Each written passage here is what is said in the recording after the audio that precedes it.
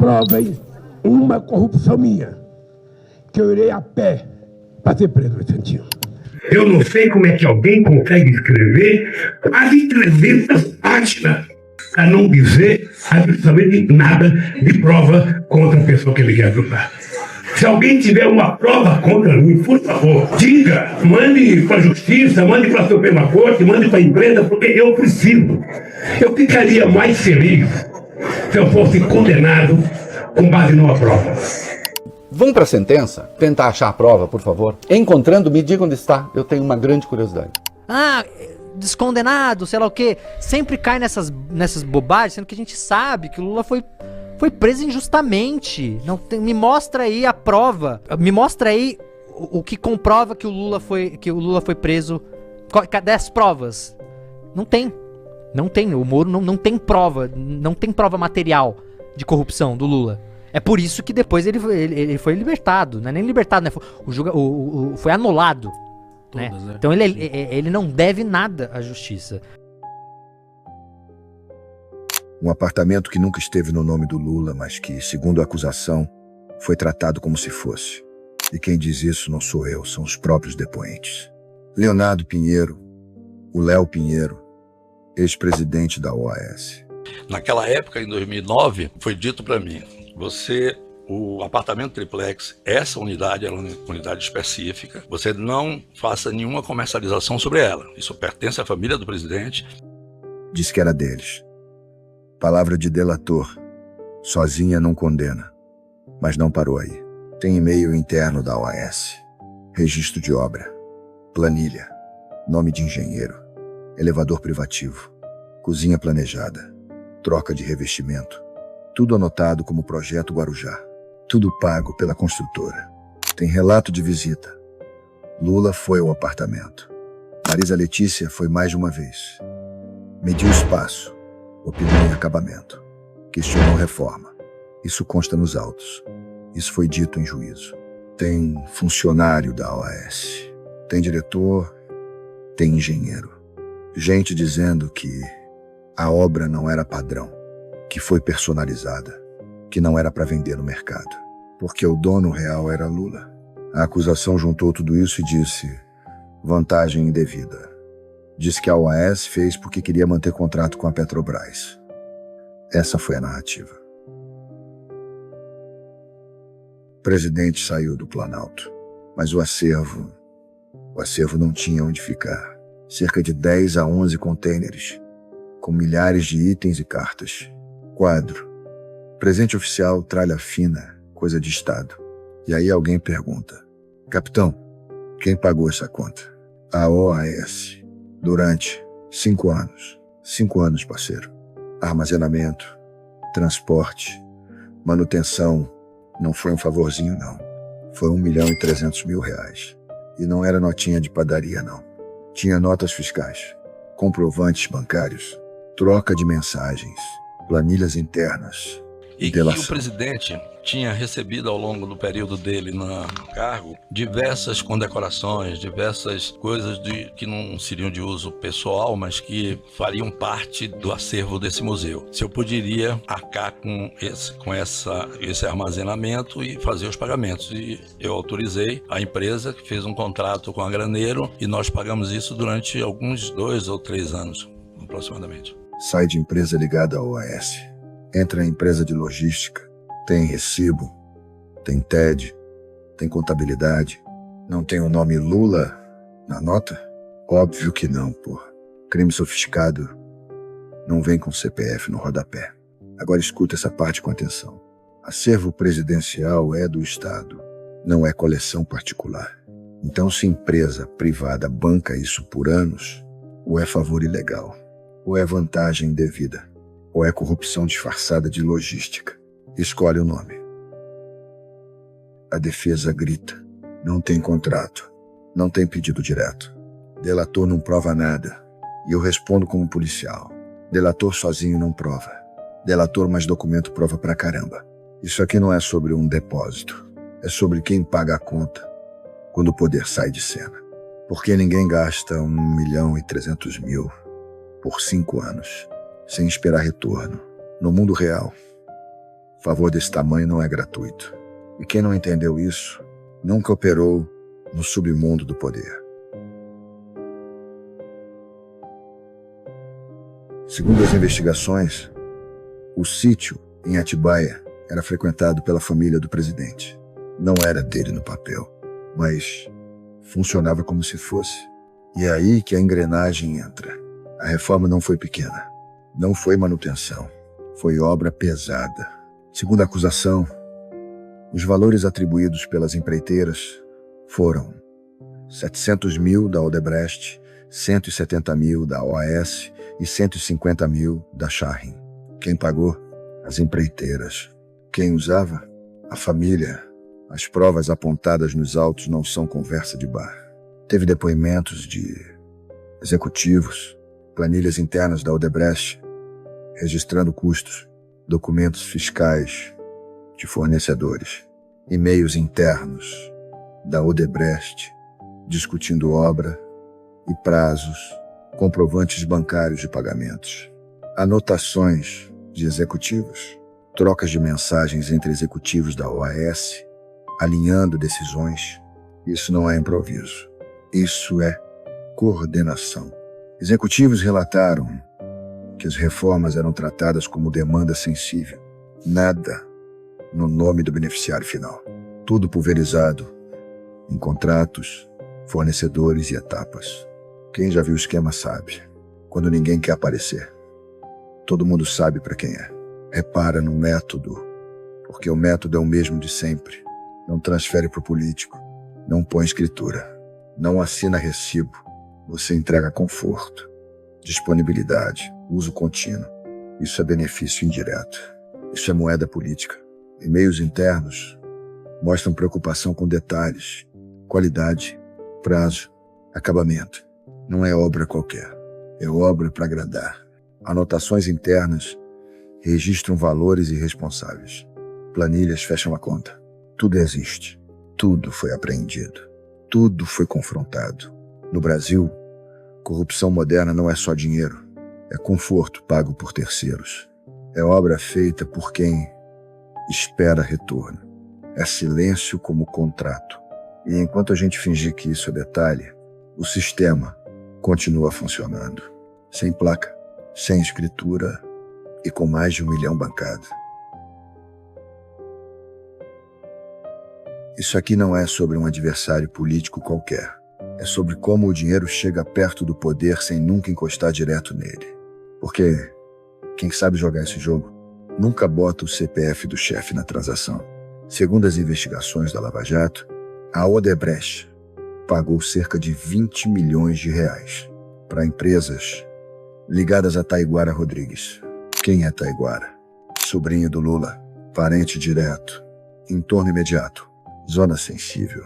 Mas no papel, era tudo contrato, obra no exterior, serviço de engenharia, parceria empresarial, tudo limpinho, tudo bancarizado.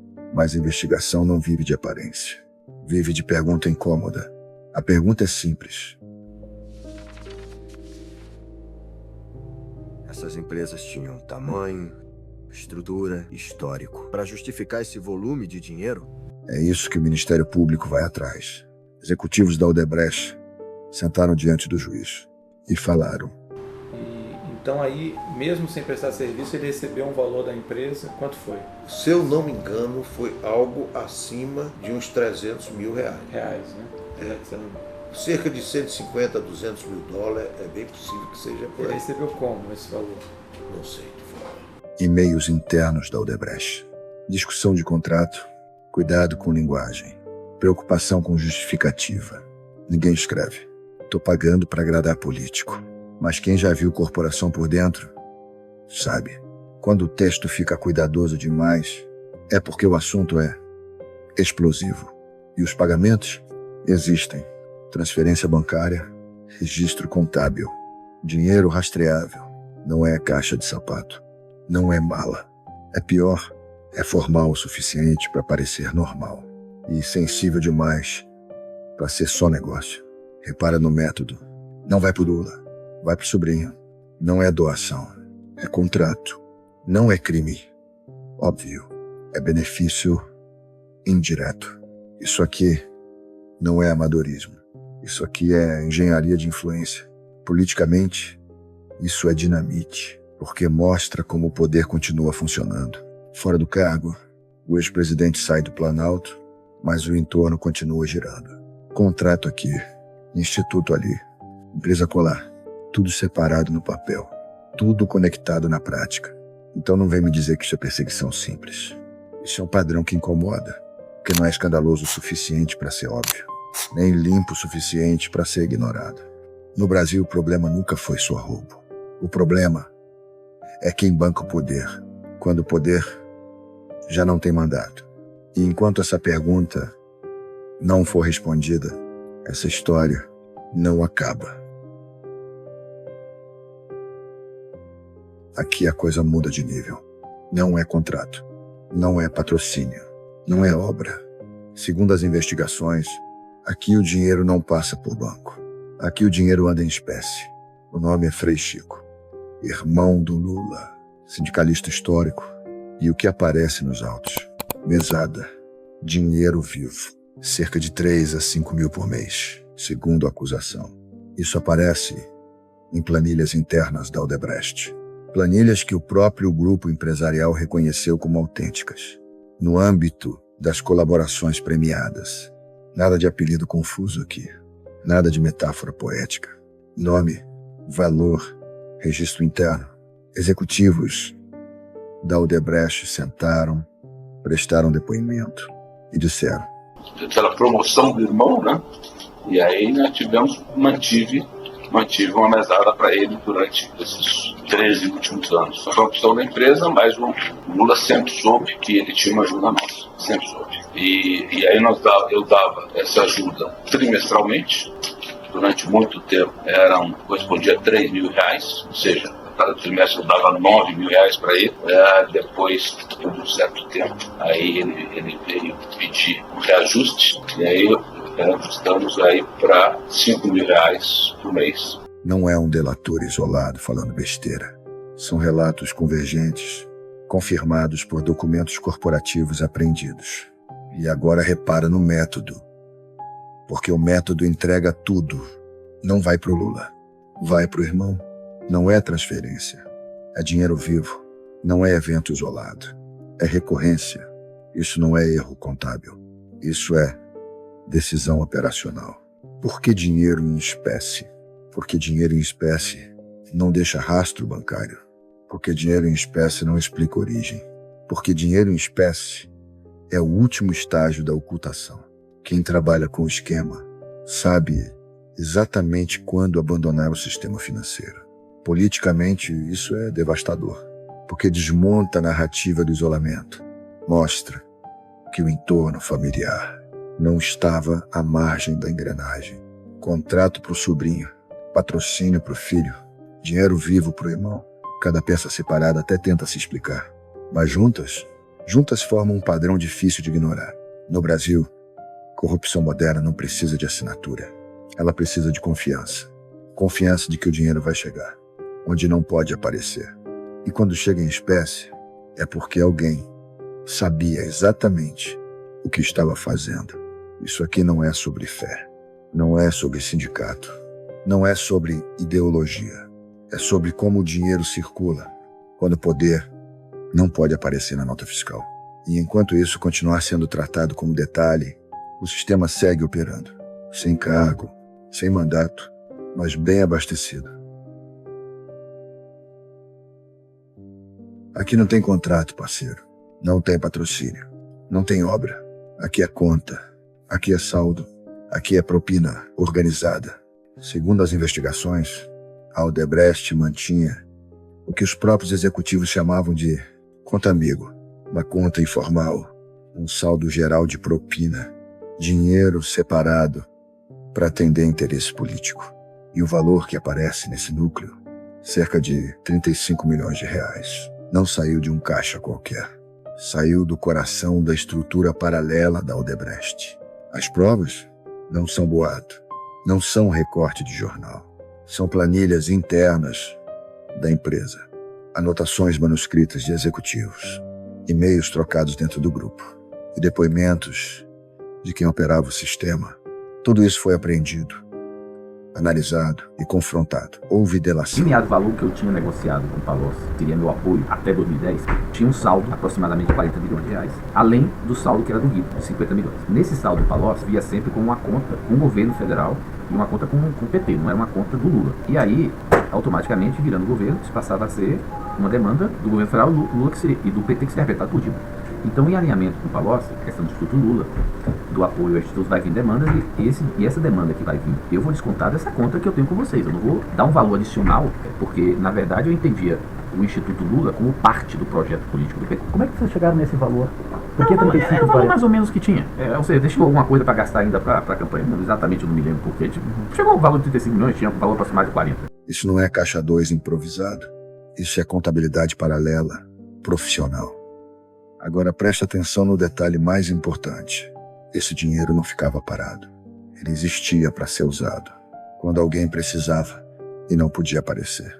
Pagamento pulverizado, entrega indireta, uso de intermediários, tudo para manter a distância do beneficiário final. E antes que alguém tente desqualificar, vamos aos fatos. Os próprios executivos confirmaram a autenticidade das planilhas, a existência da estrutura, o uso recorrente do sistema. Não foi um funcionário descontente, foi a alta cúpula. Politicamente, isso aqui é o centro da coisa, porque quando existe saldo de propina, significa que o crime deixou de ser episódico e virou sistema. Ninguém cria conta amigo para um favor só. Conta amigo é para relacionamento contínuo. No Brasil, o poder não pede dinheiro direto. Ele mantém crédito aberto. E a conta, essa conta alguém sempre paga. Segundo as investigações, cartéis de empreiteiras OAS, Odebrecht e outras pagaram cerca de 30 milhões de reais ao Instituto Lula e à empresa de palestras do presidente. 30 milhões. No papel, tudo tem nome bonito. Palestra, evento, prestação de serviço intelectual, documento fiscal, nota emitida, conta bancária, tudo dentro da lei na forma. Mas a investigação não para na forma. Ela pergunta por quê. A acusação aponta que esses pagamentos não vinham de empresas isoladas, mas de um conjunto coordenado de grandes empreiteiras que mantinham interesses diretos com o poder público. Quando o mesmo grupo econômico paga repetidamente o mesmo beneficiário, isso não é coincidência, é estratégia. As provas listadas nos autos são claras quanto à materialidade. Documentos fiscais do Instituto e da empresa de palestras, comprovantes bancários das transferências, e-mails internos da Odebrecht, discutindo valores, datas e enquadramento, anotações de executivos sobre pagamentos e expectativas, trocas de mensagens de executivos da OAS tratando do mesmo tema. Nada disso é boato. Tudo isso existe. Foi apreendido e analisado. Delatores destacavam a Odebrecht. Ele me disse que estavam procurando uma área, ele tinha procurado a Odebrecht para a estruturação do Instituto Lula. As últimas conversas que tive com ele praticamente, quer dizer, à época, né? Depois eu me encontrei com ele em outras situações, mas era o objetivo de, no curto prazo, colocar o Instituto funcionando para que o ex-presidente Lula, saindo do governo, tivesse um espaço para continuar suas atividades. A empreiteira Odebrecht compunha o cartel de empreiteiras? Sim, fazia parte. Desde quando? Bom, como eu narrei da outra vez, eu assumi esta área, né, dentro da empresa que eu trabalhava, que é a Camargo Corrêa, em 2008, né, quer dizer, e quando eu assumi ela já fazia parte do cartel. Mas as empresas que mais tinham influência eram Odebrecht, Camargo Corrêa, Andrade, talvez sejam, e o TC. Odebrecht então tinha papel de destaque? Tinha. Ninguém falou em propina direta, porque não era assim que o sistema operava. Era mais inteligente. Repara no método. Não é dinheiro escondido, é dinheiro exposto, mas justificado. Não é suborno clássico, é remuneração contínua de influência. Você não compra uma decisão, você mantém relacionamento. E-mails internos da Odebrecht mostram preocupação com valores adequados, frequência dos pagamentos, impacto político. Quando o executivo escreve sobre retorno institucional, não está falando de PowerPoint. Está falando de acesso. Isso é o coração da engrenagem, porque mostra como o poder continua sendo financiado de forma legal, na aparência e sensível no conteúdo. Instituto, palestra, transferência bancária, tudo limpo, tudo rastreável, tudo conectado. No meu país, corrupção moderna não precisa de dinheiro escondido. Ela precisa de nota fiscal e de um bom motivo, escrito no campo, descrição do serviço. E enquanto a política aceitar que grandes grupos econômicos financiem permanentemente a influência de líderes fora do cargo, o sistema continua rodando, sem escândalo, sem mala, sem culpa formal, mas com 30 milhões circulando. Em 2025, você assistiu à manobra no judiciário e ficou sabendo que o Supremo anulou tudo.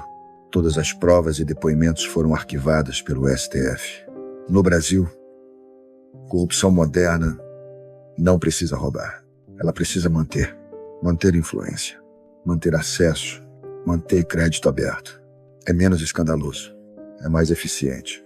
E enquanto o debate ficar preso em defender pessoas ou atacar nomes, o sistema agradece.